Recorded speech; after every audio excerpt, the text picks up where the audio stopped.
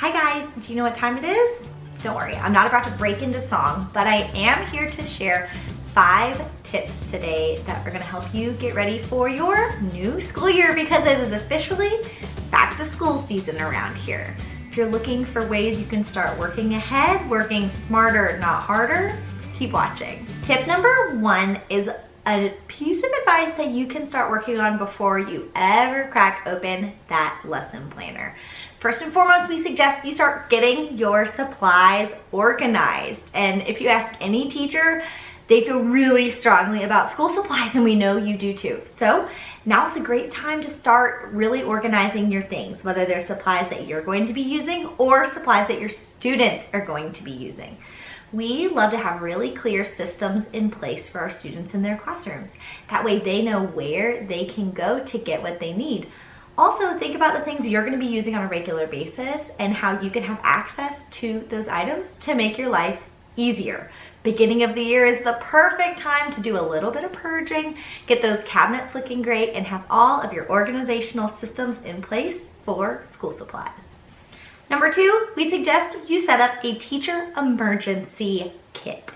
If you spend any time in the classroom, you know exactly what can go wrong, and the answer is everything. So be prepared. A teacher emergency kit is a great tool to have tucked away in a cabinet or in a closet in your classroom so you are ready for anything. In my kit, I like to include any and all medications I might need during the day, extra hairspray, a toothbrush, toothpaste, nail file, nail clippers, and recently I started including an extra change of clothes. You don't think you need that until you rip your pants an hour before Meet the Teacher starts. Think about the things you're going to want to utilize on a regular basis in your classroom that aren't necessarily school supplies. Set that up in your teacher emergency kit.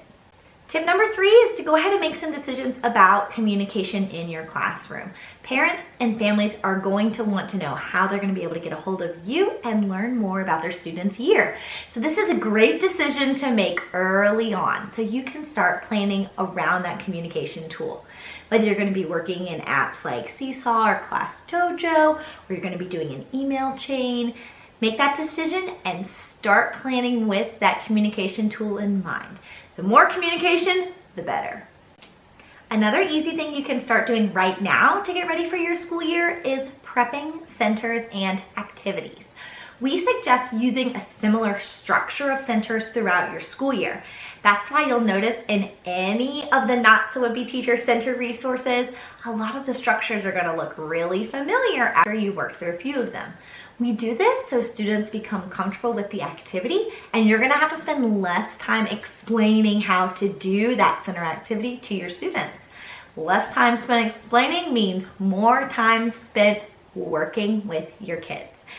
During this back to school season is a fantastic time to start center prepping. Here's a few things I do to help with my center prep. First things first, I laminate as much as I can. This makes activities student proof and you can use them year after year.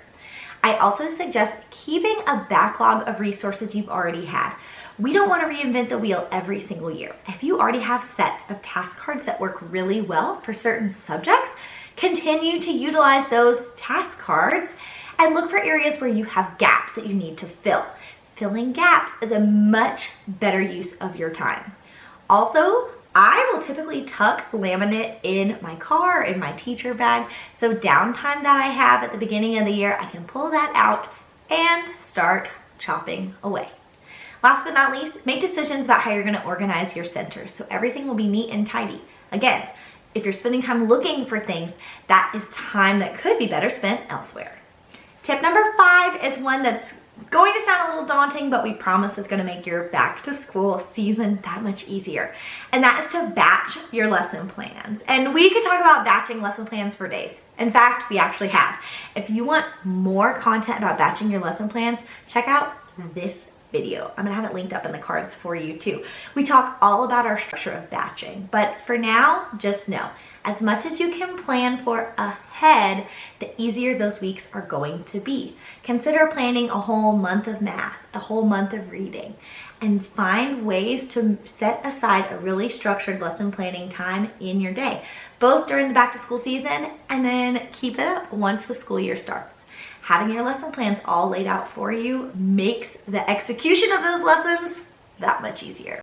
Another thing to consider with lesson planning is the value of a full year curriculum. So look for resources that you can continue to use throughout the school year. Again, think about things that have worked well for you in the past and use those resources and what you're already doing well to start building a scope and sequence. Then you can start shopping for things to fill in those blanks. We do have lots of full year units available in Teachers Pay Teachers. Check out so many of these resources and more if you're looking for a quick and easy way to have a year's worth of content at your fingertips. Thank you guys so much for watching. We know you're gonna have a fantastic year and we're grateful that we're getting to be a part of it with you. As always, drop questions or comments down in the comment section. We love getting to interact with you there.